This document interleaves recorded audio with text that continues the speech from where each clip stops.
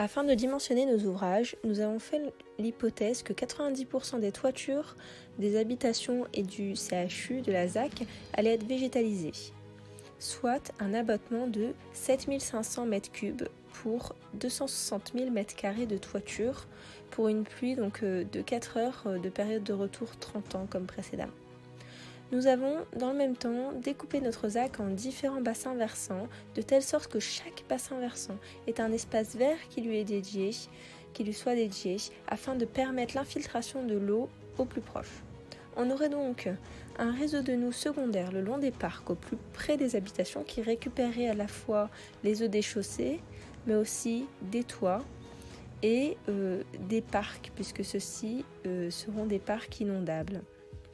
Et ce réseau de noues permettra donc de stocker, d'infiltrer, mais aussi de purifier l'eau un maximum. Ce réseau, qui sera dit secondaire, se déverserait vers un réseau primaire qui acheminerait les eaux restantes vers le bassin de rétention qui serait au sud.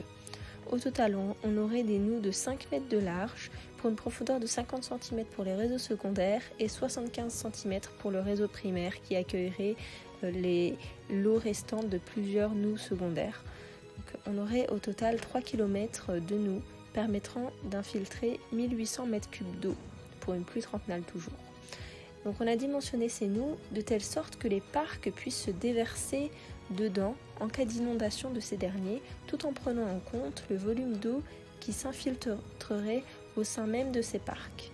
Ensuite, le bassin de rétention a été dimensionné pour être capable de stocker ce volume d'eau qui n'aurait pas été infiltré et qui déversera ensuite ce volume dans la Loire. On créera donc un bassin de 3 mètres de profondeur pour accueillir nos jeux nautiques et environ 100 mètres de large pour accueillir une plage et 200 mètres de longueur.